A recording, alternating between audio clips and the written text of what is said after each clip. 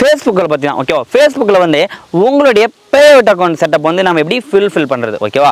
But pay out account செட்டப்னு சொல்லி இந்த மாதிரி வந்தது அப்படின்னா அதை எப்படி நம்ம ஃபில் பண்ணுறது ஓகேவா. அந்த அப்ளிகேஷன் எப்படி ஃபில் பண்ணுறதுனா நீங்கள் ஜஸ்ட் இது எப்போ வரும் அப்படின்னா நீங்கள் ஸ்டார் எலிஜிபிளாக இருந்தாலோ வந்து நீங்கள் அப்ளை பண்ணும்போதே உங்களுக்கு வரும் ஓகேவா. நீங்கள் ஸ்டார் அப்படின்றத தாண்டி ஸ்டார் இருக்குது, ஆர்ட்ஸ் அண்ட் ரீல்ஸ் இருக்குது, இன்ஸ்ட்ரீம் ஆர்ட்ஸ் இருக்குது, லைவ் ஆர்ட்ஸ் இருக்குது.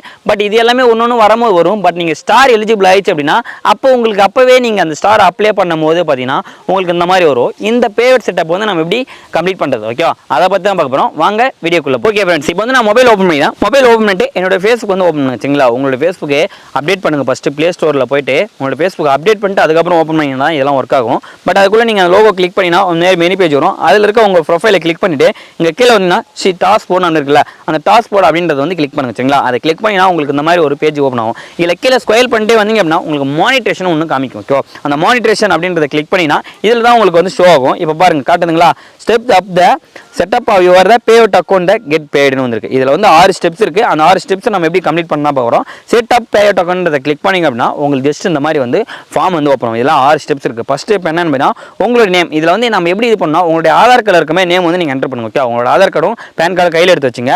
எடுத்து வச்சுட்டு நீங்கள் அதில் எப்படி உங்களுக்கு நேம் கொடுத்துருக்காங்களோ ஓகே, உங்களுடைய ஆதார் கார்டில் எப்படி நேம் இருக்கோ அந்த மாதிரி நீங்கள் வந்து நேம் வந்து என்டர் பண்ணும் ஓகேவா. ஆதார் கார்டில் வெறும் நேம் மட்டும் இருந்தாலுமே இனிஷியல் நீங்கள் கண்டிப்பாக மென்ஷன் பண்ணி ஆகணும். இல்லை நேமும் இனிஷியல் இருக்குன்னா அப்போ நேம் இன்ஸ்டால் பண்ணிவிட்டு அதுக்கப்புறம் நீங்கள் அந்த பேரை வந்து கொடுத்தீங்கன்னா போதும் ஓகேவா. பட் இப்போ பாருங்கள் ஃபஸ்ட்டு நேமில் வந்து பார்த்தீங்கன்னா உங்களுடைய பேர் ஓகே, உங்களுடைய பேர் வந்து என்னவோ அதை டைப் பண்ணிருங்க.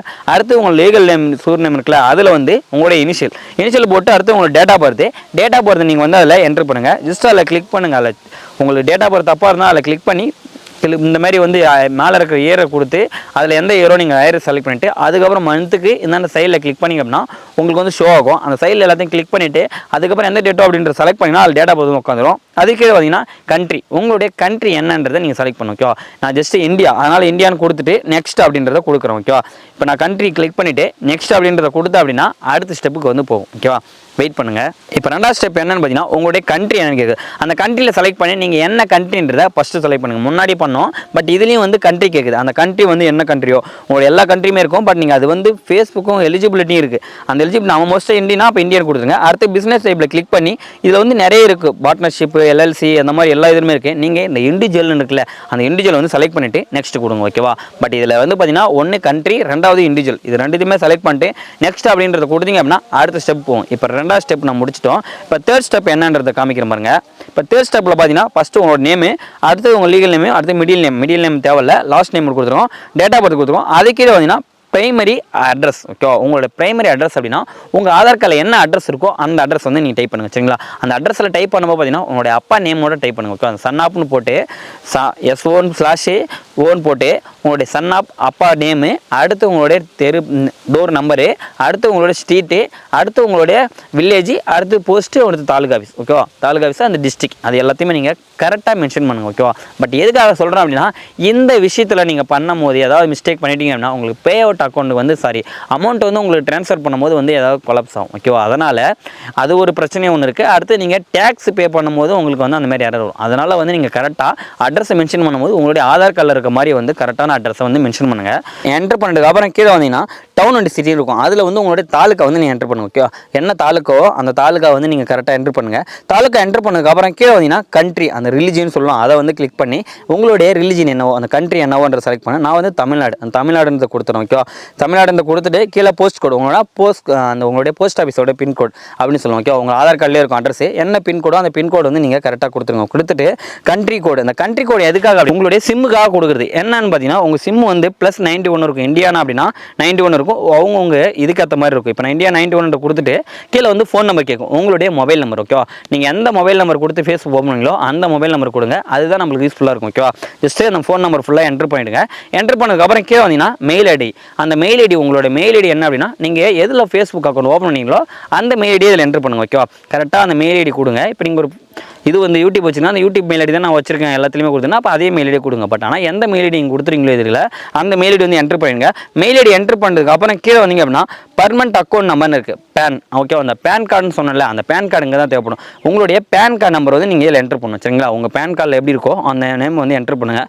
பட் பேன் கார்டில் ஒரு மாதிரி எனக்கு ஆதார் கார்டில் ஒரு மாதிரி இருக்குது சார், நான் எப்படி பண்ணால் அதெல்லாம் ஒன்றும் பிரச்சனை கிடையாது. ஜஸ்ட்டு பேன் கார்டு வந்து நம்பர் மட்டும் தான் என்ட்ரு பண்ணுற மாதிரி இருக்கும். அதனால் நம்பர் மட்டும் போடுங்க, நேம்னால பிரச்சனை வராது. அதனால் ஆதார் கார்டை மட்டும் கரெக்டாக வச்சு இது பண்ணிங்க. ஓகேவா?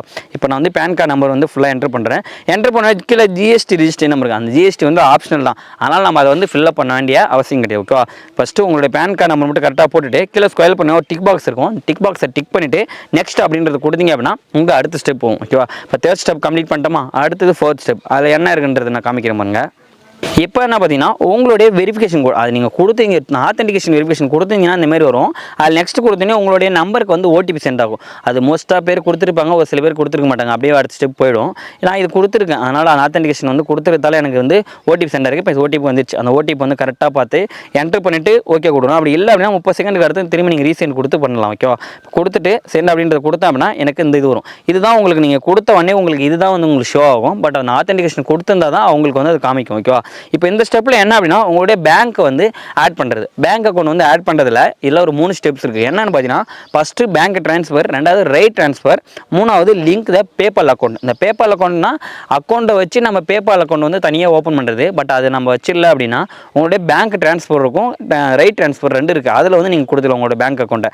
இப்போ இதில் என்ன அப்படின்னா ரெண்டுத்துக்கும் பார்த்தீங்கன்னா பேங்க் ட்ரான்ஸ்ஃபரில் பார்த்தீங்கன்னா earning the minimum only 25 USD and the get paid the local currency and take 2-3 days money reach the your account once. ஓகேவா? $25 நீங்கள் ஏர்ன் பண்ணிட்டீங்க அப்படின்னா உங்கள் பேங்க் அக்கௌண்ட்டுக்கு வந்து ட்ரான்ஸ்ஃபர் ஆகிடும்னு சொல்கிறாங்க. ஓகேவா? மினிமம் நீங்கள் 150 எடுக்கணுன்ற அவசியம் இல்லை.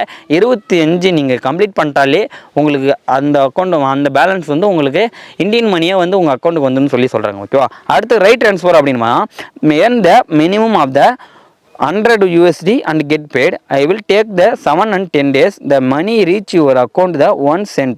Right transfer of the USD and make the higher fees. ஓகேவா? இதில் வந்து பார்த்தீங்கன்னா $100 ரீச் ஆனதான் உங்கள் பேங்க்கு கொண்டு வந்ததும் அது ஒரு 7 நாள் 8 நாள் வந்து டைம் ஆகும். 10 days வரைக்கும் வெயிட் பண்ணுற மாதிரி இருக்கும் அப்படின்ற மாதிரி சொல்லியிருக்காங்க. ஓகேவா? இப்போ நம்ம என்ன பண்ணலாம் அப்படின்னா பேங்க் ட்ரான்ஸ்ஃபர் கொடுக்குறோம். ஓகே, எனக்கு $25 வந்தாலே என் அக்கௌண்ட்டுக்கு வர மாதிரி நான் கொடுத்துட்றேன். அதை கிளிக் பண்ணிங்கன்னா இந்த மாதிரி வந்து ஷோ ஆகும். இதில் ஃபஸ்ட்டு கண்ட்ரி, அடுத்தது உங்களுக்கு கரன்சி என்னன்றது கொடுக்கணும், அடுத்து உங்களுடைய லீகல் நேமு, அடுத்து மிடில் நேமு, அடுத்து legal sure name, IFC bank account. இதில் என்ன அப்படின்னா உங்களோட பேங்க் அக்கௌண்ட்டில் எப்படி நேம் இருக்கோ அந்த மாதிரி என்ட்ரு பண்ணுங்க. ஓகேவா? கீழே இருக்க மிடில் நேம் வந்து ஆப்ஷனல் தான். பட் அந்த ஃபஸ்ட் நேமும் அந்த லீகல் நேமும் நீங்கள் கண்டிப்பாக கம்பல்சரி ஃபில் பண்ணணும். ஓகேவா? அதனால் என்னோட நேம் என்னவோ அதை வந்து கரெக்டாக கொடுத்துறேன். இதில் வந்து நான் பேங்க் அக்கௌண்ட்டில் வந்து அவங்களுக்கு இப்போ ஃபஸ்ட் நேம் இருக்குது, லாஸ்ட் நேம் இருக்குது, எல்லாமே இருக்குன்றதால நான் கொடுக்குறேன். ஓகேவா? அவங்களோட பரசு, அடுத்து மண், அடுத்தது எம்ன்றது மட்டும் இன்ஷியல் கொடுத்துறேன். அடுத்து கீழே வந்தீங்கன்னா ஐஎஃப்சி கோடு, உங்களுடைய பேங்க் அக்கௌண்ட்டோடைய ஐஎஃப்சி கோடு. ஓகேவா? உங்களோட நேம் எப்படி இருக்கோ அதுக்கேற்ற மாதிரி கொடுங்க. கரெக்டாக? சரிங்களா? பட் நான் இப்போ ஃபுல்லாக கொடுத்துட்டு ஐஎஃப்சி கோடு உங்களோட பேங்க் அக்கௌண்ட் இதில் என்ன பேங்க் கொடுக்கலான்னு கேட்டால் இந்தியன் பேங்கை தவிர மீதி எந்த பேங்க் வேணால் கொடுங்க. ஓகேவா? இந்தியன் பேங்க் மட்டும் தயவு செஞ்சு கொடுக்காதீங்க. இந்தியன் பேங்க் வந்து உங்களுக்கு அக்கௌண்ட் வந்து ஆடாது. இப்போ நான் கொடுத்துக்கிட்டே இந்தியன் பேங்க் தான் கொடுத்துன்னு இருக்கேன். பட் என்ன சார் நீங்கள் கொடுக்குறீங்க அப்படின்னா நான் இதில் வந்து மென்ஷன் பண்ணியிருக்கேன். $200 மேலே சம்பாரிச்சு அதெல்லாம் என்னால் எடுக்க முடியாதெல்லாம் போயிருக்கு. இந்தியன் பேங்க் இதில் கொடுக்காதீங்க. யூடியூபுக்கு ஓகே, பட் நான் ஃபேஸ்புக்கு இந்தியன் பேங்க்கு தேவையில்லை. ஓகேவா? அதனால் இந்தியன் பேங்க் கொடுக்க வேணாம். சரிங்களா? எஸ்பிஐ இல்லை கேஓபி அந்த மாதிரி வேறு பேங்க் வேணும், அதர் பேங்க் கொடுத்துருங்க. இப்போ நான் ஐஎஃப்சி கோடு ஃபுல்லாக போட்டோன்னே அக்கௌண்ட் நம்பர் கேட்குது. அக்கௌண்ட் நம்பர் வந்து கரெக்டாக எல்லாத்தையும் என்ட்ரு பண்ணிவிட்டு அங்கே லிங்க் த பே அவுட் மெத்தட் இருக்குல்ல, அதை வந்து கிளிக் பண்ணால் உங்களோட பேங்க் அக்கௌண்ட் வந்து இதில் லிங்க் ஆகிடும். சரிங்களா? ஆனால் நம்ம இப்போ கொடுத்துக்கிறது என்னன்னா $25 வந்தாலே நம்ம அக்கௌண்ட்டுக்கு வர மாதிரி கொடுத்துருக்கோம். ஓகேவா? $25 வந்தோடனே நம்ம பேங்க் அக்கௌண்ட் வந்து மணி ட்ரான்ஸ்ஃபர் ஆகிற மாதிரி நம்ம லிங்க் பண்ணிட்டோம். ஓகேவா? பட் இதுதான் வந்து பே அவுட்டோட செட்டப்பு. இந்த செட்டப் நம்ம வந்து கம்ப்ளீட் பண்ணிட்டோம். பட் இந்த டேக்ஸ்னு ஒன்று வரும். டேக்ஸ்லாம் எப்படி ஃபில்அப் பண்ண தெரியல அப்படின்னா அதுக்கான டிஸ்கிரிப்ஷன் கொடுத்துனா அதை கிளிக் பண்ணி டேக்ஸ் அப்ளை பண்ணுங்க. Okay, by.